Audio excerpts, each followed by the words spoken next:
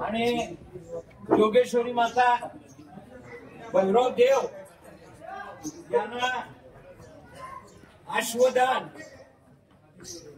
नगरचे आमदार जगताप साहेब त्यांचे बंधू सचिन भाऊ यांनी आपल्याला हा अश्व नाथसाहेबांना दान केलेला आहे।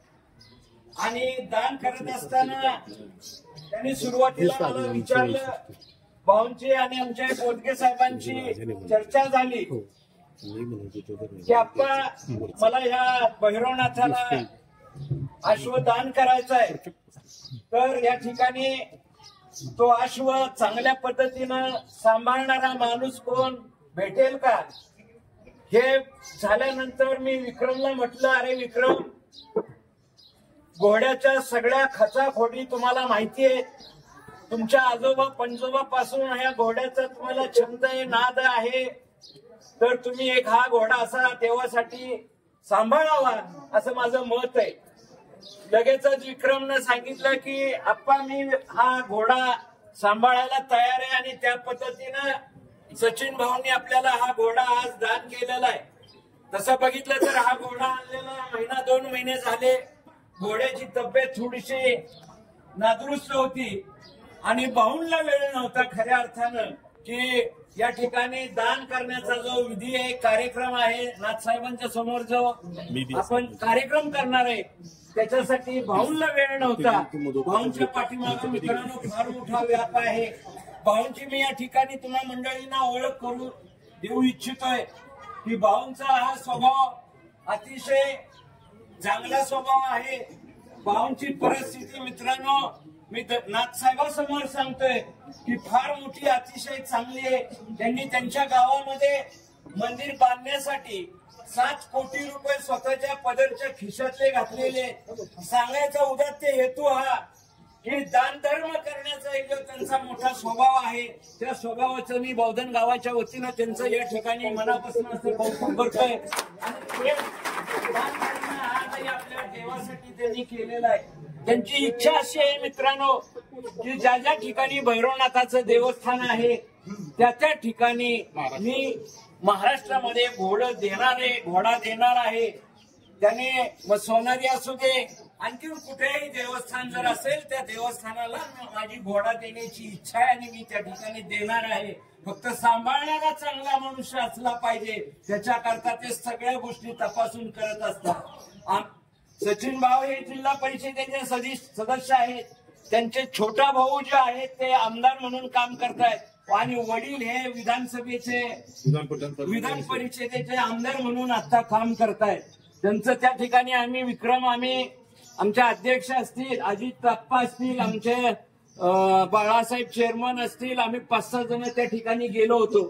त्या ठिकाणी गेल्याच्या नंतर खरं जर बघितलं तर खऱ्या अर्थानं या जगताप साहेबांनीच त्या ठिकाणी तालुक्यातलं जे काय वैभव आहे ते वैभव आम्हाला दाखवलं आणि दाखवण्यापेक्षा आम्ही प्रत्यक्ष त्या ठिकाणी पाहिलेले। मी भाऊंचं या ठिकाणी कौतुक करतोय, खऱ्या अर्थानं चांगल्या माणसाचं कौतुक केलं पाहिजे, हा एक माझा मनापासूनचा स्वभाव आहे। आपण मला थोडक्यात बोलायला सांगितलंय, पण ज्या माणसाचं कार्य आहे, ज्या माणसाने ज्या गोष्टी दान धर्माच्या करतायत, समाजाच्या करतायत, त्यामध्ये समाजाचं मध्ये त्या माणसाचं नाव निघालं पाहिजे आणि नाव आपण सर्व मंडळींनी काढलं पाहिजे। त्या पद्धतीने मी आज या ठिकाणी भाऊंचं या देवस्थानच्या वतीनं, देवस्थान ट्रस्टच्या वतीनं, सर्व गावाच्या वतीनं मनापासून असं कौतुक करतो, त्यांना धन्यवाद देतो। त्यांच्या सोबत आलेले आमचे बोदके साहेब, हे बोदके साहेब खरं तर आमच्या भाऊंचे खूप जवळचे म्हणजे मित्र आहेत, जीवाभावाचे मित्र आहेत। जाईल त्या ठिकाणी ते त्या ठिकाणी दोघे असतात। खरं तर मित्रांनो भाऊंना आणि आमच्या बोदके साहेबांना बैलांची फार मोठी एक आवड आहे आणि आमची ओळख जी झाली ती बैलांच्या माध्यमातूनच झालेली आहे। खरं तर भाऊंच्याकडं 1 कोटीचा घोडा आहे मित्रांनो, तुम्हाला म्हणजे वाटणार नाही खरं त्या घोड्याची किंमत काय असते त्या घोडवाल्यांनाच माहिती असते, आपल्या सर्वसामान्य माणसांना माहित नसते घोड्याची किंमत काय आहे, घोडा कशा पद्धतीने असावा लागतो, कसा नसावा, हे सर्वच्या सर्व गुणधर्म जसं आपण बैलातलं सांगतो की बैलाच्या नख्या चांगल्या असल्या पाहिजे, देखणा असला पाहिजे, जातीवंत असला पाहिजे, तशा पद्धतीनं सचिन भाऊ, बोदगे साहेब आणि वकील साहेब, तेजपाल साहेब ह्या सर्वांना या घोड्यातल्या सगळ्या खचाखोडा माहितीये. खरं तर मी या ठिकाणी बोदगे साहेबांचं, तेजपाल साहेबांचं आणि त्यांच्या सोबत आलेले आमचे मित्र वकील साहेब आहेत. म्हणजे वकील साहेबांना सुद्धा याचा फार मोठा छंदही नाद आहे. खरं तर वकिली म्हटलं की काम त्यांच्या पाठीमागं खूप असतं आणि परंतु काम असताना देखील त्यांनी आज आपल्या गावासाठी वेळ दिलेला आहे. त्यांचं बी या ठिकाणी मी मनापासून असं कौतुक करतो, धन्यवाद देतो. आपल्या गावाच्या वतीनं पुन्हा एकदा मी सचिन भाऊंचं, बोदगे साहेबांचं, वकील साहेबांचं, तेजपाल साहेबांचं आणि केशवभाऊ जोशी यांचं देखील मी या ठिकाणी मनापासून कौतुक करतो. मी तेजपाल साहेबांना, सचिन भाऊंना या ठिकाणी शाल,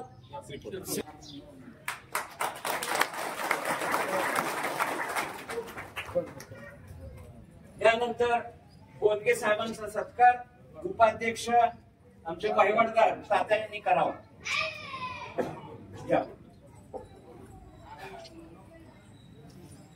मित्रांनो, यानंतर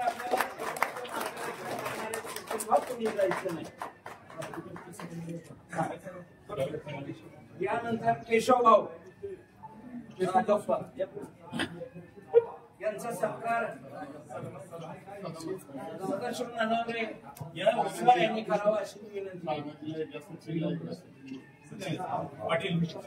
त्याचबरोबर पिंटू बाबांचे, हे साहेबांचे पाचेच, त्यांचा बी या ठिकाणी आपण गावाच्या वतीने सत्कार करतोय.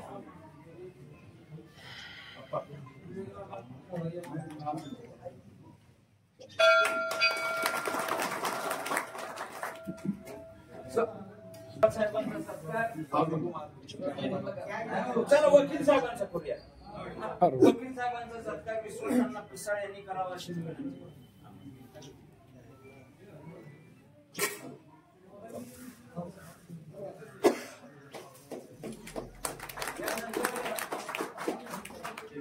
तेजपाल साहेबांनी करावा.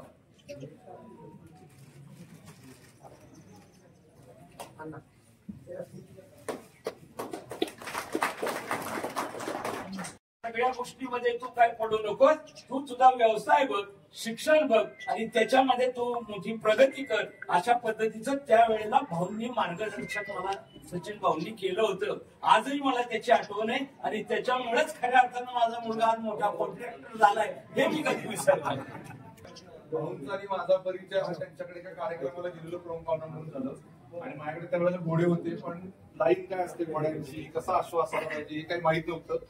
तर खर तर या माणसाबद्दल काय सांगायचं, सचिन जगताप हे फक्त अरुण काका जगतापांचे थोरले चिरंजीव किंवा संग्राम जगतापांचे मोठे बंधू हीच ओळख नाहीये त्यांची. तर भारतामध्ये अश्वजगतामध्ये टॉपचे घोडे जेवढे आहेत ते सगळे यांच्याकडून गेलेले. म्हणजे अर्बुद नावाचा एक मोठा घोडा होता, तो भाऊंकडे होता. त्याच्यानंतर आता बिग जास्परची 14 कोटीची बोली लागली तरी सुद्धा घोडा दिला नाही सावंतवाडीला, तो भाऊंचा स्वतःच्या फार्मचा आहे. आणि ही व्यक्ती फक्त अश्व क्षेत्रातच नाही, कृषी क्षेत्रामध्ये पण प्रचंड ज्ञान आहे. आणि समाजसेवा करायची तर पहिल्यांदा वकिली केली. स्वतःचे हॉटेल्स आहेत, तर हॉटेलमध्ये गाड्याला सांगता आलं पाहिजे काम म्हणून स्वतः हॉटेल मॅनेजमेंट केलं. आता चित्रपट चित्राची आवड आहे म्हणून त्यांनी स्वतः मास कम्युनिकेशन केलेलं आहे. त्याच्यात डिस्ट्रिक्ट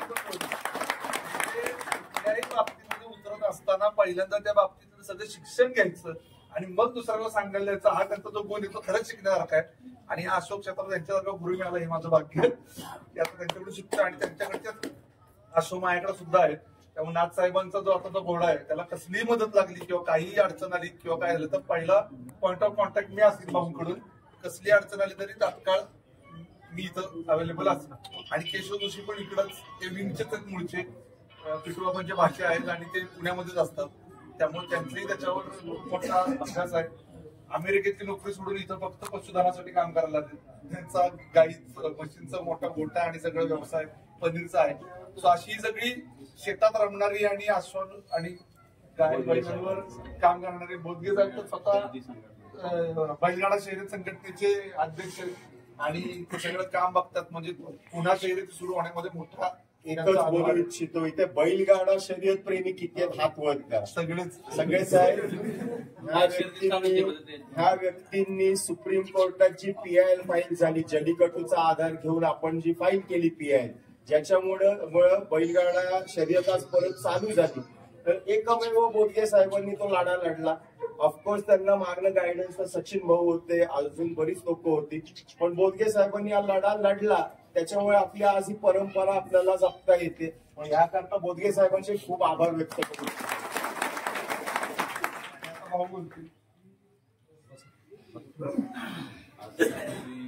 बावधन जे आपलं बगाडा करता ओळखलं जातं, काशीनाथाच्या सभागृहात आपण सभा मंडपात आपण सगळेजण ग्रामस्थ जमलेले आहोत. सगळ्यांचं मी प्रथमतः आमच्या जगताप कुटुंबाच्या वतीने सगळ्यांचे आभार व्यक्त करतो. तुम्ही म्हणताना आभार कसे व्यक्त केले तर आभार याच्याकरता की आम्ही एक गुन्हा फुलाची पाकळी म्हणून या ठिकाणी आमच्या वतीने जेवढं याचा उचित शक्य असेल तेवढं आम्ही देण्याचा प्रयत्न केला. पुढे देखील आमचं जसं देवबुद्धी देईल तसं आम्ही या ठिकाणी सेवा करीतच राहणार आहे. तरी आपण जी स्वीकार त्याबद्दल मी तुमच्या सगळ्यांचा आभार व्यक्त करतो. आणि आपल्याकडे आलो बाकी सगळी मंडळी असेल ही सगळे नगरला आले होते. आम्ही जसं आपण सांगितलं की आम्ही त्यांच्या इथं 2007 मध्ये आलो. मी निश्चित राजकारणात गेल्या 20 वर्षापासून सक्रिय असेल, पण तसं राजकारण आमच्या घरात आमच्या बालकडून पाहिलं तसंच आहे. पण आमच्या कुटुंबाला राजकारणाचा वाद जरी असला तरी आमच्या घरात कुणी राजकारण करीतच नाही, सगळे समाजकारणातच. आमच्या आजोबांचं पहिल्यांदा मत असायचं. आम्ही शहरात जेव्हा गेलो, आमचे व्यवसाय होते म्हणजे आपल्या खेड्यातून माणूस आला तर आपल्याला माहिती ती जाणीव आहे, ती जाणीव कायम ठेवा, त्याला आधार नसतो. मग शहरात आपण आधार दिला पाहिजे, त्या पद्धतीने चालू जातं. आमचं एक कुटुंब वारकरी कुटुंब आहे. आम्ही वारीला दररोज जातो. मी पायी वाऱ्या जवळजवळ माझ्या 18 वाऱ्या झाल्यात पायी. आणि ह्या ठिकाणी एक अश्व आमच्या कुटुंबात म्हणजे जन्माच्या आधीपासून कितीतरी पिढ्यांपासून अश्व होते. पण आम्हाला जसं शास्त्र कळालं तर त्यांनी सांगितलं ठीक आहे, योग्य वेळी माणसांनी शिक्षण घेतलं पाहिजे, व्यवसायाकडे गेलं पाहिजे. त्याचबरोबर आपली संस्कृती सांभाळली पाहिजे. शस्त्र आणि शास्त्र या दोन गोष्टी कळल्या पाहिजे. आणि आम्हाला ह्याच गोष्टीचा खूप मोठा हेवा होता की दरवेळेस आम्ही ऐकायचं की बगाड बावधन खूप मोठे होईल. ही परंपरा तुम्ही जपली, तुम्ही तुमचा पोशाख जपला, म्हणजे जी आपली संस्कृती की पायजामा शर्ट आणि टोपी, सगळ्यांनी पांढरे कपडे घालणं हे खूप महत्वाचं आहे. आणि बैल जर का आज आपण पाहिलं की शेतकऱ्याला ठीक आहे सगळ्यांच्या घरी वाहन आले, तर माझ्या घरी 4 ट्रॅक्टर उभे आहेत, पण बैल कशाला ठेवलेत आपण? फक्त हौशेनी मग काहीतरी बैलगाडी झुकली पाहिजे. आपल्या पुढच्या पिढीला आपण काय देणार त्याचा? हे लोकांना उद्याला गाड्या पेट्रोल सगळं समजा आपल्या बैल सुधारता येतं नाही साधन. आज आमच्या पिढीत आमच्या भागात फक्त मीच शेवटचं गेला येसन टोचता येते बाईला. मागच्या चर्चेत आलो होतो, मागच्या मध्ये 6 महिने आमच्या चर्चेत चालली ती म्हणली आहे आमच्याकडे काय लोक की जे व्यसन टोचतात, लोक नवीन वाचलो आल्यावरती त्याला व्यसन टोचता आले पण रक्त नाही निघलं पाहिजे. फक्त एक टिपका रक्त निघतं, शेवटी कातडा फाटल्या तेवढं निघतं. पण जर का चुकीच्या ठिकाणी जर का व्यसन टोचली तर 15 दिवस ती व्यसन तिथलं रक्त बंद होत नाही, ती चुकीच्या ठिकाणी बघते. म्हणजे आपण आपली शास्त्र आणि संस्कृती पुढच्या पिढीला दिलीच पाहिजे. आता बऱ्याच ठिकाणी आपण पाहतो की जीन पॅन्टीच घालून पोरं वाचले जाते सगळे गावावर, पण आपल्या इथं ते योग्य नाही. आता मी बघा पायजामा शर्ट आज पण मी परत का परिधान केला. मी तर इंग्लिश मिडियमला शिकलो, शिक्षणाला होतो, पण जसं आपल्याला शास्त्र कळायला लागलं तसं आपण आपले गाव होतं, आपण आपलं नाही जपलं तर आपण काय लोकांचं जपून आपल्याला भेटणार आहे का? तुम्ही जी संस्कृती सांभाळली, आम्हाला देत असं वाटायचं की आपण भैरवनाथाचं आमच्या इथं खाणं आहे गावात. आमच्या गावकऱ्यांनी वर्गणी केली, त्या वर्गणीतून आम्ही ते मंदिर उभारलं. गावाच्या बाहेर 1 पण रुपया नाही. तर आम्हाला इथं आल्यावर आनंद तोच होतो की तुमच्या इथं किती काय झालं. जसं आमच्या इथं कोरोना काळात असं झाली तर तुमच्या इथं बागाड झालं. तुमच्या इथं बाहेरचे लोक कोणी येण्याआधी तुम्ही तुमचा उत्सव साजरा केला, देवाचं काय बंद नाही पडलं. आणि त्याच्यामुळे तुम्ही वेग पहा, तुमचं बागाड तुम्ही सक्सेसफुल केलं ना, त्यावेळी तुमच्या इथं करोना मी सांगतो तुम्हाला की तुमच्या इथं कोणाची मौत झाली नसेल कोरोना काळात, बरोबर आहे का? तसं आमच्या गावात पण काय झालं, शेजारच्या गावात तुमच्या किती मेले असतील लोक, तुमच्या इथं त्याचा इफेक्ट काहीच नसेल झाला. आणि तुमच्या इथं देवाचं जितकं करतात तेवढं तुम्हाला आज आल्यावर आम्हाला इथं प्रसन्नता वाटते, आल्यावर शांतता वाटली मंदिरात. ते खूप महत्वाचं. ते कधी होतं की जेव्हा गाव एक असं तुम्ही देवाचं सगळं करत असता का, तू बाहेर किती नैसर्गिक प्रसंग येऊन द्या, आपत्ती येऊन द्या, किती पण तुमच्या इथं पिकं पाणी होणार, तुम्हाला 2 पैसे होणार. आता आमच्या इथं दुष्काळी भाग आहे, पण तरी सुद्धा आमच्या भागात पाऊस पाणी वेळेवर होतं, लोकांचे पिकं पाणी होते. म्हणजे लोकांना तिथं शेजारी एक पीक नाही निघत, आमच्या इथं लोक लाखात ठेवत. फक्त कारण एवढंच की देवाचं सगळं व्यवस्थित, श्रद्धा असतो, विश्वास असते, त्याच्यावर आपल्याला सगळ्या गोष्टी होतात. आज आपण म्हणतो आपण शिक्षण केलं, आज आम्ही म्हणतच नाही आम्ही देवानीच आज आमच्या इथं तो जन्माला घातला, आम्हीच तो आणून तुमच्या इथं परत दिला. आज त्याचं आमचं भाग्य मानावं लागेल. इथे आले ते म्हणले की आम्ही 1 महिना पुढे नेतो. आता तुमच्या मागे आम्ही पाहिले की धावपळे तुम्ही त्याच्यावर कष्ट करत बसू, आम्ही करू. आणि विक्रम पाटलांचे मनापासून आभार व्यक्त करतो की आम्हाला खरंच रात्री त्या ठिकाणी घोडा बघितल्यावर अति प्रसन्न झालं की आमच्यापेक्षा चांगल्या पद्धतीने त्यांनी सांभाळणी केली. आज तुम्ही म्हणता त्यांची सगळ्यांनी टाळ्या वाजून आभार व्यक्त करा. आणि देवाची सेवा केली वाहनाची, म्हणजे वाहनाची देवाचं. तर तुम्ही देवाचं भजनाचं गाणं ऐकलं असेल, काळ्या घोड्याची सवारी त्यांना लिहिली, म्हणून मी ते अश्व आपले जे झालं तर ते इथे पाठवले. तर त्याचे पण 4 पिढ्यांची आपल्याकडे 5-6 पिढ्यांचं सगळं त्या घोड्याचं सगळं आहे. आज त्याचा बाप म्हणजे खापर पांजा होता तो वारला, तो काही विकला नाही गेला. पण त्याचा आज पांजा जो आहे तो रणजित अण्णा पवारांकडे. त्यांना जरी तुम्ही मागे गेलं तर ते कोटीत पण देणार नाही मला, म्हणजे किती लागते त्याचं माहित नाही. त्याच्यानंतर दुसरा त्याचा जो बाप होता आजा आहे तो रिलायन्स वाले घेऊन गेले. आता यांनी तिथून विकला, त्याच घोड्याचा पिल्लू यांच्याकडे होतं. आणि तो येणार असताना मी त्यांच्याकडून घेऊन आलो आणि माझ्याकडे थांबला होता. ते आमचे मित्रांमध्ये पुन्हा कुठे सांभाळत राहते, फक्त की वंशावळ टिकाऊ म्हणून. आज हे तुम्ही म्हणता की मग एवढं पिल्लू का दिलं? पिल्लू असं आहे की तुम्हाला त्याला इथली सवय लागावा. म्हणजे पाटलांच्या इथून जरी सोडलं तर घोडं मनाने झालं पाहिजे देवळा तर रविवारी, इथं त्याचं दर्शन झालं पाहिजे आणि मग परत गेलं पाहिजे. तुमच्या प्रत्येक उत्सवात त्याचं सामील झालं पाहिजे. तुम्ही जेव्हा त्याला पुढे खोगी टाकता तुम्हाला अनुभव येईल. अजून पिल्लूचे एकदा जाता तुम्ही जेव्हा त्याला खोगी टाकता तुम्हाला त्याच्यावर ते बरोबर मनाने वागलेलं दिसन का, तर देवाची मनाने सवारी असते त्याच्यावर. तुम्हाला ते अनुभव येते पुढं. ते आम्ही पाहिले. म्हणजे जो घोडा खाट चालतो ना, ज्यावेळेस माणूस बसल्यावर कसं वजन पडलं एखादं जनावर लागतं, त्याच पद्धतीने जनावर वाकून चालतं. ज्यावेळेस आपली मिरवणूक किती सगळी त्या दिवशी बघा तुम्ही पालखी उठली ना, देव त्याच्यावर बसलेला असतो. ते घोडं मनाने तुम्हाला असं दबून चाललेलं दिसत. म्हणजे ती अनुभूती तुम्हाला डोळ्यांनी प्रत्यक्षात पाहायला भेटेल पुढे जाऊन. आणि त्यांनी आता काल सांगत होते आम्हाला की खूप मस्ती करतात. आज पाहिलं तुम्ही केलं देवळात मस्ती काही, कारण देवाकडे जाताना त्याला माहिती मला आज पुढे जायचंय, मालकाकडे जायचंय, ते तिथे येडवणी करतच नाही. आपलं असतं फक्त म्हणण्याचं. आणि हा पण घोडा आज तुम्ही मला सांगा आपल्या धाई का आता देवाचा घोडा झाला तो. आपल्या धाई कोणाची एवढे पैशाची किंमत की आपण तेवढे पैसे देतो आणि देव आपल्याला घोडा ऐका म्हणून. पण तुमच्या घोड्याची किंमत आज तुम्ही सांगा किती झाली. विषय तो नसतो की काय आहे काय नाही. आज आपण साधी नुसती वीट जरी देवाची जाणून घ्यायची म्हणजे ती देवाची असते. त्याची आई का आपली दानं त्याचे पैसे लावायचे. एक खडा नाही नेऊ शकत त्या देवाच्या मर्जीशिवाय. तसं आज त्याच्या भाग्यात आमच्या भाग्यात होतं की तिथं आम्ही त्याला इथं सेवे करता द्यावा. ते आम्ही आमची सेवा देवाने दिली. आज आमचे वडील असतील तर काकांचा स्वभाव तसाच आहे. त्यांनी 1 मिनिटात त्या दिवशी ते आले सगळे तुमचे प्रमुख गावचे मंडळ आले, ते कारभारी लोक सगळे, अध्यक्ष आलते, आप्पा आलते, बाकी सगळे चालते.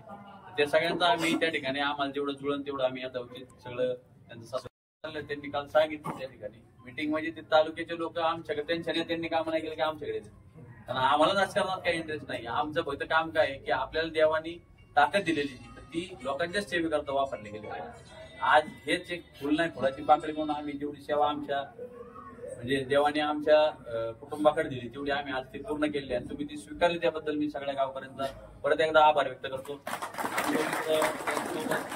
धर्माधिकारी भाऊसाहेब ऍडव्होकेट आहेत, जमिनीचे कोणाचे कधी काय अडचण आली तर त्यांना तुम्ही फोन करू शकता.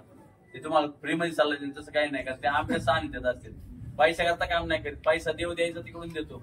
त्याचबरोबर केशव जोशी असते, ते आज माझे 2 घोडे आहेत चांगले मोठाले. देव त्याची घोड्याची किंमत कुठे म्हणजे मागणी झाली तर तो घोडा तेच सांभाळते माझा. आता माझ्याकडे सध्या आता खूप गडबड झाली त्यावेळेला मी सांभाळतो. मला सांभाळ काय हरकत नाही. त्याचा दाना ज्याच्या लिहिला असं तिथे जाऊन आपण म्हणतोच ना, दाणे दाणे पेली काय खाणेवाले का ना, जिथं ते सेवा असेल ते घडवून घेतो देव. आपण नाही ते घोडे किंवा जनावर निवडीत कधी, पण जनावर आपल्याला निवडत असते. त्यांच्या आपल्या नशिबात त्यांची सेवा असते म्हणून ते आपल्या दारात येते. आपण जर त्यांची सेवा व्यवस्थित नाही केली तर त्याचा पाप आपल्याला लागेल आणि ती आत्मा त्या रूपाने आपल्या दारातच काय आली. आता तुमच्या इथं समजा एखादा बैल असेल तर त्याच्यावर 10 लोक येऊन पडत आहेत की नाही मला ते मग ती जायचं त्याच्या इथंच जातो ना. ते आपल्या हातात नसतं, ते कोणाच तरी हातात असतं. एखादं म्हणतो मी ते पैसे देतो, पण तुम्ही काय म्हणता त्या टायमाला नाही, मी त्याला शब्द दिला. शब्द दिला ते आपण नसू दिला, ते आपल्याला पूर्ण वधून घेतलं असतं देवाने. आणि त्याची सेवा असते ती आपल्या इथं पूर्ण झाली ते ज्याच्याकडे जायचं त्याच्याकडेच जाणार आहे. तुम्ही ज्यावेळेस तिथे जाता एखाद्या दावणीला बैल असतो बरोबर की नाही महाराज, आपण 10 लोक असतील का त्या बैलावर एकाच बैलावर. तुमच्या दावणी तुमच्या दावणीला आमच्या दावणीला जायचं म्हणलं आमच्याच दावणीला जाणार, काही होऊ नये तो प्रकारे. त्याच्याबरोबर आज आपण जे तुमच्या इथं बैल पाहतोय किंवा बाहेर बैल शर्यती परत चालू झाल्या याच्या मागे फक्त एकमेव कारण म्हणजे संदीप पोतगीर. त्यांनी 11 वर्ष त्यांच्या आयुष्यातले घातले. म्हणजे नोकरी सांभाळली, घरदार सांभाळलं, म्हणजे घरच्या अक्षरशः व्हायचा म्हणजे इकडे कार्यक्रम सोडायचा आणि पुढे चालले तर बैलाचं काम आहे दिल्लीला निघालो, पुढे चालले मुंबईत चाललोय. पुढे चाललंय पोटराची गाडी घ्या चालू. पुढारी लोकांनी पोटार पण केलं तिथपर्यंत ठीक आहे, काही लोकांनी मदत पण केली, काही पोटा घालायचं काम केलं. पण ज्यांनी देवानी जे घडवून आणायचे अजून त्यांनी केलं, त्यांनी काय त्यांचं सातत्य सोडलं नाही, त्यांनी प्रयत्न करत राहिले आणि शेवटी त्याला यश आलं. आज आपली शर्ती परत चालू झाल्या. नाहीतर इथं ऍनिमल ऍक्टिव्हिटीजने म्हणायचं एवढं वजन सण नाही, तेवढं वजन सण नाही. आपण आज बैल उचलून आपटले बैल कधी काय झालंय का? बाहेर सडकीवर पडून द्यावर लगेच 4 ठिकाणी बैल मोडला असेल, माणसं मोडलेली असतील. पण देवाच्या यांनी त्या आशीर्वादाने कधी कोणाला काही होत नसतं आणि ते देवाचं असतं. आज तुम्ही प्रसाद करता, कधी इथं प्रसाद केला असेल ना, जन्म काळाला असतो ना, ते केल्यावर त्याच्यात कधी कमी पडतं का? कारण आपण ते झाल्यावर काय म्हणतो, देवा तुझ्या दारात आम्ही तुझे करता केले. देव त्याच्यात काय घालायचं ते घालत असतो. माझे तुम्ही स्वतः अनुभवते आली. एकदा गावात सगळ्या लोकांनी पुरणपोळ्या गोळा केल्या, पहिल्या पंक्तीला आम्ही माईला बसवित असतो. माईला बसल्या जेवण झाले सगळ्यांचे, आम्ही लागत पुरते का नाही, आम्हाला दिसायचं थोडासा ढिगारा आणि 2 घामेल्या पाहिजे. तेव्हा तुम्ही म्हणजे त्या माणसाने जे सांगितलं ना आम्हाला, माझ्या ते अजून वाक्य तुम्हाला पण सांगतो. ते म्हणलं तुम्ही लग्नाला देवाचे आले, त्या आपल्या माणसाचं लग्न नाही म्हणले, बरोबर आहे की नाही? काल अष्टमीला आपण करतो, चैत्र अष्टमीला लग्नच लावितो ना, त्या टायमाला ते म्हणले देवाचे लग्न आले. लग्न कोणाचं? देवाचं. आपण फक्त वाढी कधी तुम्ही बिंदास वाढी करा म्हणलं, काही कमी होणार. सगळं वाटून झालं, 2 घामेली शिल्लक होती. ही प्रचिती दिली देवानी, ते सगळ्यांना लोकांना हे असतं म्हणून ते प्रसाद. त्याची चव आपण घरी जाऊन जरी करायचा प्रयत्न केला तरी ती येत नसते. ईद आपण म्हणतो आपण काय आचारित का, पण कुणी काय टाकतंय कुणी काय टाकतं, पण देवाची श्रद्धा आणि ती भावना असते. घरी जरी आपल्या बायकांनी घरच्यांनी करताना आपण जर सांगितलं की तुम्ही फक्त श्रद्धा मनात ठेवून घरच्यांना खायला, तरी तुमचे निम्मे आजार पडून जातील. याला फक्त श्रद्धा नाही, शास्त्र पण त्या गोष्टी माग. आपण पेरताना वावरात पेरतो त्यावेळेस पण आपली पहिली मूठ लावताना आपण काय म्हणतो, गणेशाचं नाव घेतो की काही विघ्न येऊ दे. त्यानंतर बाकीचे पेरणी करतो. म्हणून मी म्हणतो की मी नुसतं तरुणांना सांगत नाही, तरुणांनी शेती सांभाळीच पाहिजे. आज आपण आपली संस्कृती, आपली शेती, आपले बैल आपण नाही सांभाळ, शेजारचं गावचं थोडी येऊन सांभाळणार आहे का? तर तेच आहे, सगळ्यांनी तुम्ही ही संस्कृती सांभाळली, त्याच्यामुळे तुमचं जगभरात नाव झालेलं आहे. ही संस्कृती अशीच सांभाळा. आणि कपडे सुद्धा आपण घालत असताना आपण आपली संस्कृती जोपासली पाहिजे. तर आपले आपण कशाबद्दल लादायचं? ते लोक आता आपलं अनुसरण करायला लागले. आज एखाद्या गावात नारायण धोतर घातलं, पायजमा घातला. पायजमा म्हणजे काही येणार थोडी का? आज माझ्याकडे 4 डिग्री आहे, मी काय असं राहतो म्हणजे काय, एखाद्याला त्याला त्याचं मत मानून द्या. जेव्हा त्याची आपली टक्कर होईल तेव्हा त्याला कळून त्याची काय लायकी. लक्षात आलं का? त्याच्यावर स्वतःला काही कमी समजू नका. आज गिरी महाराज टोपी घालून फिरते, आप्पा आहेत पायजमा निरू पायजमा घालून फिरतात. आज विक्रम पाटील असते ते धोतर घालून आले. आम्हाला आनंद वाटला. उलट त्यांनी ज्यावेळेस सांगितलं की आमच्या गावात प्रत्येक जण टोपी शर्ट आणि पायजमा घालतात, आम्हाला आनंद वाटला. आता आम्हाला सुद्धा तेच डोक्यात आलं की तुमचंच बघून आम्ही आता तिकडे करावं. या आमच्या गावात सुद्धा यात्रेला सगळ्यांना आता आम्ही यावेळेस कंपल्सरी करणार की सगळ्यांनी टोपी घाला आणि पांढरे कपडे घालून. तुमचंच आम्ही बघून आता ते करणार आहे. आम्ही काही वेगळं नाही करणार. पण तुम्ही पण तुमचं टिकवलं. नाही तर आम्ही येतो अशा रंगीत पण तुम्ही उद्या त्याला घालायची पॅन्ट घाला टी शर्ट, उद्या सगळं बिघडून जाईल वातावरण. तरी मी सगळ्यांनी माझं बोलणं ऐकलं, थोडा विषय भरकटला होता. सुद्धा मी सगळ्यांचे आभार व्यक्त करतो की आपण सगळ्यांनी आमची भेट स्वीकारली. तरी पुढे काही सेवा आमच्या लायकीच्या असली तर आम्हाला कधी कळवत चला. जेवढं शक्य होईल आम्ही तेवढं तुम्हाला मदत करू.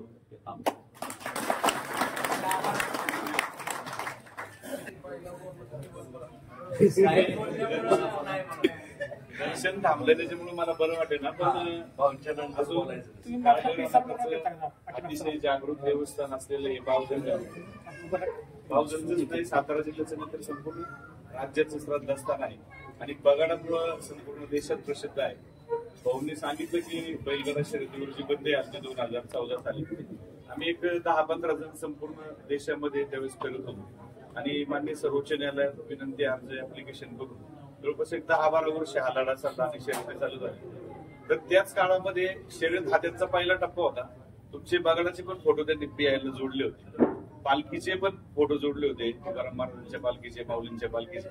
परंतु आम्ही मग तो विषयच तुमचं धार्मिक म्हणून चालतंय. आम्ही पण आपलं धर्म, संस्कृती, परंपरा म्हणून बैलगाडा शर्यत चालू केली. ही आमच्या गावच्या वार्षिक धार्मिक उत्सवाला बैलगाडा शर्यत असते. पूर्वी मानाचे बैलगाडे पळवायचे. त्याच पद्धतीने तुमची जी थीम आहे तीच आपण मान्य सर्वोच्च न्यायालयात मांडली आणि शर्यती चालू झाल्या. आता आपण पण सांगितलं की आमच्या अहिल्यानगर जिल्ह्यामधलं म्हणजे यापूर्वी आणि आताच्या काळामध्ये पण काही पहा की काही माणसांची आभाळभर उंची असते पण पाय जमिनीवर असते. असं आमच्या अहिल्यानगर मधलं एक जगताप कुटुंबीय आहे. भाऊंचे वडील काका आमदार अरुण काका जगताप साहेब, धाकटे बंधू भाऊंचे आमदार संग्राम भाई जगताप साहेब, भाऊ जिल्हा परिषद सदस्य, वैद्य नगरसेवक, म्हणजे राजकीय पद जरी असली तरी त्याच्या पलीकडे शेती आणि सगळ्या गोष्टींची प्रचंड आवड आणि त्या आवडीपोटी हा आश्वाचं जे आज त्यांनी या ठिकाणी या गावासाठी मंदिरासाठी आश्व दिला. खरं तर खूप मोठा आश्व पण त्यांना देता आला असता. अनेक घोडे होते, तुमचे ग्रामस्थ ज्यावेळेस आले त्यावेळेस सगळे घोडे दाखवले होते, पण एक संकल्पना पुढे आली की छोटा बच्चा जर दिला तर त्याचं संगोपन होईल, हे वाद्य कामामध्ये त्याला सवय लागेल, मिरवणुकीमध्ये पब्लिकची सवय लागेल आणि तो मोठा होईल. आता ही जात आहे, ही रत्नाकरची जी ब्लड लाईन आहे. आपल्याकडे बैलाच्या जाती असतात. आता तुम्ही माझ्यापेक्षा जुनी ज्येष्ठ मंडळी बैलात लिहित नाही, तर बैलातल्या ज्या जाती असतात तशी घोड्यांची पण ब्लड लाईन असते. ही रत्नाकरची ब्लड लाईन आहे. आता दोन्ही साईडची ब्लड लाईन मगाशी केशव भाऊंनी पाटलांना लिहून दिली की त्या जातीतला आहे. ही घोड्याची मारवाड म्हणजे जशी खिलार भारतातली देशी गोवंशातली सुंदर, तशी घोड्यातली मारवाड सुंदर, अति सुंदर. आता हा घोडा तुम्ही आज पाहिला, 3 महिन्यानंतर वेगळाच दिसेल. पुढच्या वर्षी हा घोडा तुमच्या बैला एवढा असेल. हे जसा बांबू वाढतो तसे या मारवाडला प्रचंड वाढ आणि याच्यामध्ये त्याची जात लपलेली असते, जी ब्लड लाईन आहे ती जात लपलेली असते. म्हणून देताना एकदम छोटे पिल्लू दिले की त्याला ह्या सगळ्या सणासुदीचा, सगळ्या वातावरणाचा त्याच्यावर चांगला परिणाम व्हावा आणि त्यांनी तुमच्याशी सुसंगत व्हावं, म्हणून असा तो उद्देश होता. आता अनेक जण बोलले जास्त वेळ घेण्यात मजा नाही, परंतु तुम्ही आम्हाला सर्वांना बोलावलं आणि या ठिकाणी आमदार जगताप कुटुंबियांची जी सेवा आहे ती या ठिकाणी रुजू झाली. इथून पुढच्या काळामध्ये सुद्धा जरी भाऊनी तर सांगितलंय, त्यांच्या वतीने सांगतं की जरी काही असेल घोड्याच्या संदर्भात असेल तर देशपाल जे आहेत त्यांचा आता फिल्म सिटीमध्ये मोठा परिचय आहे, तुम्हाला सगळ्यांना परिचित आहे. त्यांच्याकडे सांगितलं, आम्हाला कोणाला फोन केला तरी आमचे पहिल्यापासूनच या गावात शेता महाराज आहेत, आप्पा आहेत, सर्वच आहेत, सर्वांशी ऋणानुबंध आहेत. असेच पुढे राहावेत आणि महाराजांची सेवा करायची संधी मिळेल. दोन्ही सुद्धा मार्गदर्शन पण कळालं, त्यांचे बाकीचे सगळे आपल्याला प्राण्यांबद्दल पण कळालं. खरं तर सगळी माणसं मोठी असतात, सगळ्याकडे धनसंचय मोठा असतो, पण दान आणि दानत असावी लागते आणि ती दान आणि दानत आपण दाखवली आणि आज या भैरवनाथ चरणी आपण अश्व या ठिकाणी त्यांच्या अर्पण केलं आणि त्याबद्दल मी ग्रामस्थांच्या वतीनं आपलं या ठिकाणी ज्येष्ठ विधितज्ञ सचिनचे जगताप भाऊ, सदस्य जिल्हा परिषद अहिल्यानगर, तसेच सन्माननीय संदीपजी बोजले साहेब, तसेच ज्येष्ठ विधितज्ञ दुसरे ऍडव्होकेट प्रणवजी धर्माधिकारी, सन्माननीय श्री केशवजी जोशी, रेनग्रेड व्हर्सेस आणि या ठिकाणी तुमचे बाकीचे सर्व सहकारी इथं आलात, आपण उपस्थित राहिलात, त्याचबद्दल मी तुम्हाला ग्रामस्थांच्या वतीनं या ठिकाणी धन्यवाद देतो, आभार मानतो आणि कार्यक्रम संपला असं मी जाहीर करतो. इकडे फिरा, इकडे असं फिरा, इकडे मागे या सगळे चिटकून या मागे उजवा खाता पुढे चिटकून समोर